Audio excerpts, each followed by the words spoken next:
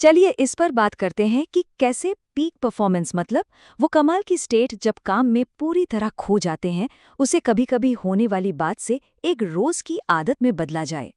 Flow की state में पहुंचना ये अपने आप में एक बहुत बड़ी जीत है। लेकिन कहानी यहीं खत्म नहीं होती। असली चैलेंज तो अब शुरू होता है इसे मैनेज करने का, ताकि इसका जो जादू है वो कहीं बर्नआउट की वजह न बन जाए। तो चलिए सीधे मुद्दे पर आते हैं। सबसे पहले ये समझते हैं कि वो कौन सा छिपा हुआ खतरा है जो एक जबरदस्त फोकस वाले सेशन के ठीक बाद हमारा इंतजार कर रहा होता है। इसी को कहते हैं फ्लो हैंगओवर। और ये कोई मन का वहम नहीं है, नहीं, ये तो शरीर का एक सीधा साधा बायोलॉजिकल रिएक्शन है जब उसे कह सकते हैं कि हद से ज्यादा इस्तेमाल कर लिया जाता है।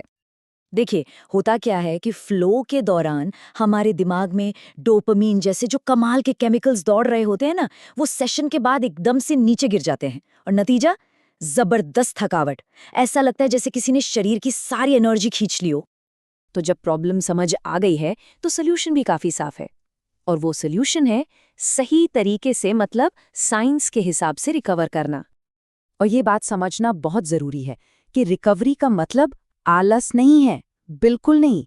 ये तो हमारे परफॉर्मेंस साइकिल का एक बहुत ही जरूरी और प्रोडक्टिव हिस्सा है। लेकिन हाँ, हर तरह का आराम एक जैसा नहीं होता। एक होती है पैसिव रिकवरी, जैसे कि टीवी देखना, और दूसरी है एक्टिव रिकवरी, जिसमें हमारा दिमाग और शरीर सच में रिचार्ज होते हैं।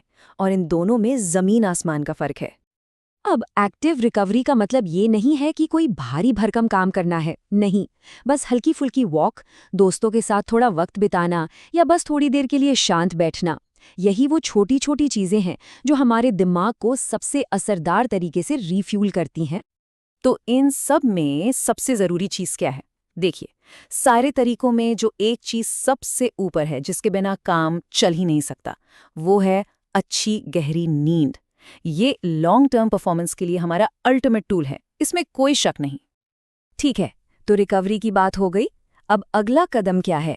वो है हर फ्लो सेशन से सीखना, ताकि ये बस एक तुक्का ना रह जाए, बल्कि एक ऐसी स्किल बन जाए जिस पर हम भरोसा कर सकें। तो सवाल यही उठता है कि फ्लो स्टेट में कभी कभार गलती से पहुंचने की बजाय उसे अपनी मर्जी से, मतलब जब चाहे तब, कैसे एक्टिवेट किया जाए? इसका जवाब छिपा है एक बहुत ही आसान सी एक्सरसाइज में। इसे कहते हैं 3 Ws। हर सेशन के बाद बस खुद से 3 सवाल पूछने हैं। पहला, ये कब शुरू हुआ? दूसरा, मैं उस वक्त क्या कर रहा था? और तीसरा, ये क्यों रुका? अब इस जानकारी को इकट्ठा करने का मकसद बड़ा सीधा है। अगली बार के लिए अपने माहौल और ट्रिगर्स को और बेहतर बनाना। ये बिल्कुल वैसा ही है जैसे हम अपने ही परफॉर्मेंस का डेटा इकट्ठा कर रहे हैं, ताकि उसे और बेहतर बनाने के लिए इस्तेमाल कर सकें। तो चलिए अब इन सारे टुकड़ों को एक साथ जोड़ते हैं और ये देखते हैं कि कैसे फ्लो को सिर्फ एक टूल नहीं, बल्कि जिंदगी का एक हिस्सा, एक पक्की आदत बनाया जा सकता है। और हाँ, ये सिर्फ काम तक ही सीमित नहीं है। इन प्रिंसिपल्स को हम अपने शौक में, अपनी बातचीत में, यहाँ तक कि टीम के साथ काम करते हुए भी अपना सकते हैं। जरा सोचिए, जब एक पूरी टीम एक साथ ग्रुप फ्लो में हो तो क्या कमाल हो सकता है। तो ये पूरा एक साइकिल है जो लगातार चलता रहता है। तैयारी करना, काम में पूरी तरह डूब जाना, उससे सीखना और फिर ठीक से रिकवर करना। बस इसी साइकिल को हमें बार बार दोहराते जाना है। अच्छा, तो अब इस आदत को बनाने के लिए एक बहुत पावरफुल लेकिन प्रैक्टिकल टारगेट सेट करते हैं। सिर्फ एक नंबर, और वो नंबर है 3। हफ्ते में सिर्फ 3 बार, बस 3 ऐसे फोकस्ड फ्लो बर्स्ट करने का टारगेट रखना है।